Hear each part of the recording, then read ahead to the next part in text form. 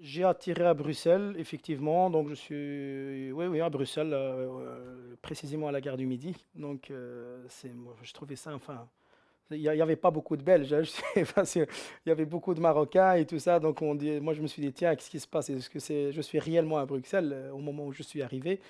Mais c'est la vérité. Donc, c'est vrai que la gare du Midi, c'est une région où il y a beaucoup de Maghrébins. Non, mais c'était une impression. J'étais pas choqué. Enfin, je voyais moi à Bruxelles autrement, mais enfin, j'imaginais aussi que ça aurait être un peu comme ça aussi. Donc, c'est un peu. Je savais où j'allais débarquer, hein. J'ai fait mes études primaires et puis secondaires. J'ai terminé mes études d'automation informatique à ETEP, donc à la place de la Petite Suisse, à Excel.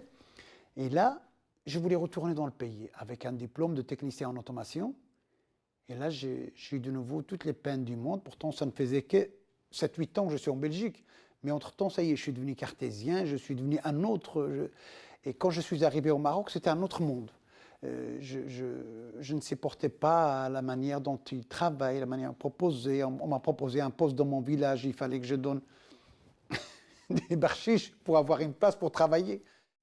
Quand je suis arrivée la première fois en Belgique, la première chose qui m'a heurtée, c'est que je me sentais plus libre que les femmes belges. C'est bizarre, mais c'est comme ça. Parce que moi, j'aurais jamais fait les tartines de mon mari, par exemple. Et que je voyais les filles qui me disaient ah, j'ai fait les tartines de mon mari. Et je me dis, bah, c'est drôle. Et que moi, je faisais énormément de choses toutes seules, que les filles qui étaient avec moi, qui étaient des assistantes avec moi, j'avais l'impression qu'elles avaient une vie beaucoup plus verrouillée que la mienne. Je suis très très sensible à la cannelle. Donc la cannelle, j'en mettrais partout. Je crois que j'en consomme tous les jours, en formes diverses et variées, hein. Et je pense que dans la cuisine marocaine, on utilise beaucoup la cannelle aussi. Et je crois que c'est vraiment la saveur oui, qui pour moi, c'est ma marocanité, même dans le plat le plus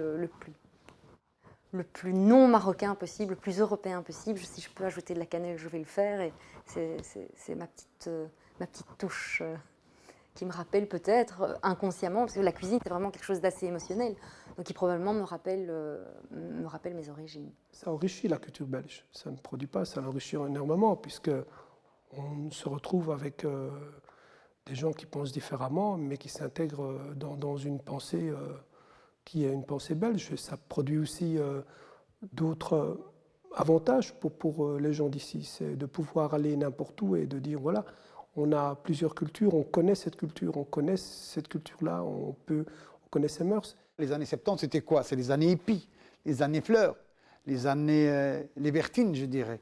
Ben, je suis tombé dans ces années-là. Je suis tombé dans les années de pull jusqu'à nombril, de mini-jupe et tout le bazar. Je ne vais pas dire cette débauche, c'était des jeunes filles de notre âge, de 10 ans, 11 ans, 12 ans. C'est un émerveillement. Je dirais que pour nous, c'est extraordinaire.